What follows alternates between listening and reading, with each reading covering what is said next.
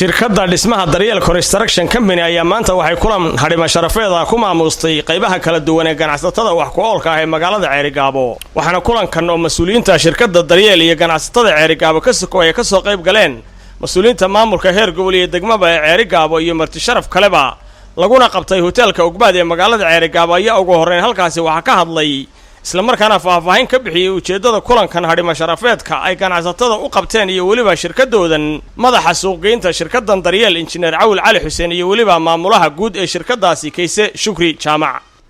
Daryeel horta waxay ka koobantay dhowr waaxood oo qaybta construction-ka qaybta workshop-iska iyo qaybta maxay ahayd general training ama soo dejinta qalabka waxa raaca qaybta real estate anoo ku hadlayo guud ahaan magaca shirkadda Daryeel maamul iyo shaqaale waxaanu idinka mahadnaqaynaa madaxda gobolka tiin ganacsatadii gobolka oo kala hadhin sida wanaagsan aad nooga soo ajiibteen martiqaadkayagan short notice guud ahaan imaka waxaan u soconay mashruuca dayaxa iskuulka imaatinkayaga gobolka inuu noqdo inaan intaanu iska soo galno iska baxno way nala qurux badnaan weeye waxayna la noqotay inaanu la kulanno ganacsatadii iyo xulooshii iyo madaxdii gobolka wixii aanu sidnaan uga warrano annagoo nin reer Ceerigaabo noo warramayo inay wadaduna adagtay reer Ceerigaabahan isnaqaanina guryaha Hargeysa iyo Burco ka dhisanayaan annana wax dhisno ayaa noo muuqanaysay waxaanu idin wadnaa inaanu shirkadii aanan dayaxa ku tagine halkan xafiiska furno inaanu bushaarada idin sheegno marka reer Ceerigaabo dadka ugu qanisan bay ahaan jireen Soomaaliba qaninimadina mala meel la gelin ba lacagta la waayay mar haddaan idin nimid waxaan rajeynayaa fooqaq dhaadheer iyo wixii dadka soo jiidan lahaa inaa insha Allah dhisi doontaan dhinaca qaybaha kala duwan ee ganacsatada Ceerigaabo ayaa iyagana xubnihii halkaasi ka hadlay iyagoo si weyn u soo dhaweeyay shirkaddan ugana mahad celiyay kulankan hadhima sharafeedka ah waxa hadaladoodii kale ka mid ahaa in badan baa qodadeeda qurba joog markaad weydiiso taran maxaad Hargeysa iyo uga dhisataan guryaha kuma marsoon jireen naqshada Ceerigaabo isbedelin cid guryaha dhisto fiican baan jirin waxyaabo yar yar oo caynkaas saasan Hargeysa uga dhisna nimankan website ay waxbay sameeyeen guryo cajiib oo ay soo gelgeliyaan meel walba indha la soo baxaya marka waa sidaa oo sheegeen mashaariic fara badan baa halkan ka socota waxa la inooga baahan yahay marka magaaladeennii waqtigan maanta ay ku jirto waqtigan gacanta jeebka gelinahay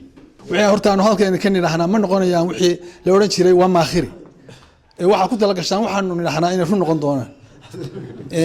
maantana hawshii horeysay waxa ka bilowdeen meeshii qalbiga u ahayd gobolka Sanaag oo dayaxa oo qalbiga Soomaaliland ahayd taasina ay noqoto meel magacii hore iyo magac ka sii weyn bahashayna waxaan kaloo aan idin sheegayaa Daryeel waxaanu aragnay daara dhaadheer oo kulay naqshadaheedu aad u qurux badan yihiin haddaydan nagu qaali garayn waanu dhisanaynaa kulan naqshadana idinka samaysano haddana wax kale gaari weyno horta Daryeel waxa leena qaranka wadada ku daray lahayd noo sheega dhismaynu ka hadlaynay oo qodobka shakhsi ahaan aan la ku daraya waxay tahay waranu markay hore ban daar dheer sii dhisay bartii marka mid ka qurux badan marka dhistaan baan eegaya aan waxaan la yar hadlayaa runtii dadka gobolka u dhashay marka koowaad ee dibadaha ku maqan waxaan la leeyahay gobolkii waad aragtaan in badan hadii warar si kala leedii keenayay gobolkii maanta waa loo tartamayaa sharaa'igii waaweynaa baad arkaysaan ee galbeed in ay maanta marayaan yaan dhulku idinka buuxsamin oo dhowr boqol oo kun hadhow sida Hargeysa iyo malaayiin aan idinku taginay dadkii dibadda ee Hargeysa iyo xataa even Malaysia imaka dadkii ka dhisanay reer Sanaagaha waxaan aad idinku boorinayaa oo sidoo ganacsatada horeba sheegtay oo dhulku idinka buuxsamin dib u soo noqda dalkeenii dhista anana hodheelada waan bilaabaynaa haddii aad noo yiraahdo kuwii cuntada iyo kuwii chiefkaba waanu hambalyeynaa waanu mahadnaqaynaa shirkadda Daryeel magaaladana hadday noo soo degeen waa guul labaad iyo farxad labaad runtii waxaan u maleynayaa dabaqyo fara badan baa magaalada laga taagi doonaa dhinaca madax dhaqameedka Ceerigaabo boqor Maxamed boqor Axmed Cali oo isaguna halkaasi ka hadlay ayaa wuxuu yiri guud ahaan shirkadda Daryeel waanu mahadnaqaynaa sida wanaagsan iyo warbixinta ay naga siiyeen socdaalkooda Ceerigaabo ku yimaadeen runtii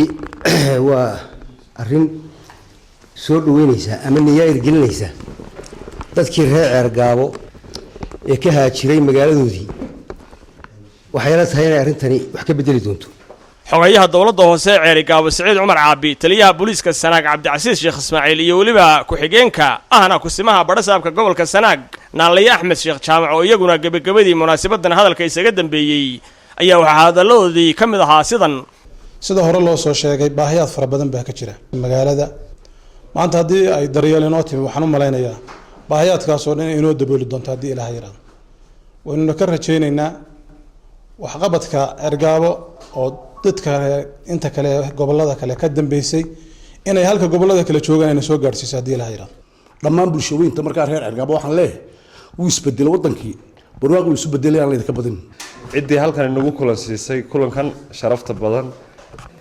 oo daryeelana waan u mahadnaqayaa waxaan leeyahay way soo dhaweynaynaa welcome to Sanaag baan idin leenahay gacmo furan baan idinku soo dhaweynaynaa waan idin la shaqeynaynaa insha Allah haddii Ilaahay yiraahdo Cabdullaahi Xuseen Darwiish Kalsan TV Ceerigaabo